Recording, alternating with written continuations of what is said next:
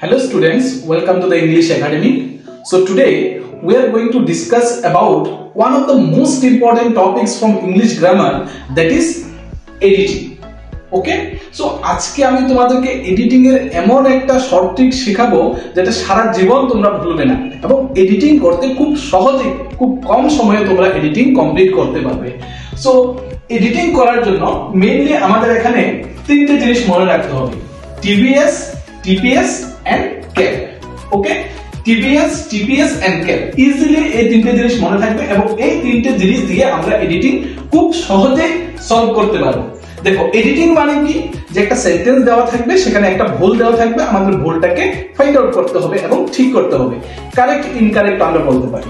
So দেখো, TBS মানে হলো টেন্স। এখানে TBS এর মধ্যে T ফর টেন্স আমরা দেখতে পাচ্ছি, V for voice, S for subject of agreement. অর্থাৎ যখন আমরা একটা সেন্টেন্স পাবো, এরর ফাইন্ড করার জন্য প্রথমে তোমরা দেখে নেবে সেন্টেন্সের মধ্যে টেন্স ভুল আছে কিনা। টেন্স ভুল থাকতে পারে, সেন্টেন্সের মধ্যে ভয়েস অর্থাৎ অ্যাক্টিভ ভয়েস, প্যাসিভ ভয়েস ভুল থাকতে পারে, সেন্টেন্সের মধ্যে সাবজেক্ট ভার্ব এগ্রিমেন্ট আমরা পড়েছি গ্রামারের মধ্যে, সাবজেক্ট ভার্ব এগ্রিমেন্টের রুলস এর মধ্যে ভুল থাকতে পারে। এবং নেক্সট TPS এর মধ্যে দেখো, ট্রান্সফরমেশন অফ সেন্টেন্স ভুল থাকতে পারে, T for transformation, P for preposition, S for spelling.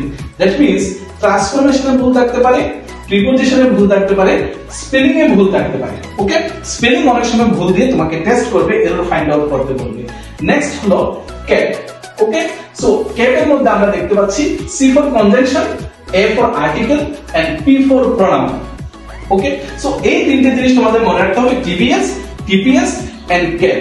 এই তিনটে জিনিস যদি তুমি মনে রাখতে পারো, তাহলে তিনটে জিনিসের মধ্যে আমরা টোটাল 9টা জিনিস পাচ্ছি, যেটা এই 9টা জিনিস ছাড়া তুমি এডিটিং এর আর কোনো জায়গায় ভুল পাবে না। তুমি যদি এই 9টা জিনিস মনে রাখতে পারো, টেন্সে ভুল থাকবে, ভয়েসে ভুল থাকবে, সাবজেক্ট ভার্ব এগ্রিমেন্টে ভুল থাকবে, ট্রান্সফরমেশনে ভুল থাকবে, স্পেলিং এ ভুল থাকবে, প্রিপোজিশন ভুল থাকবে, কনজাংশন ভুল থাকবে, আর্টিকেল এবং প্রোনাউনের মধ্যে ভুল থাকতে পারে।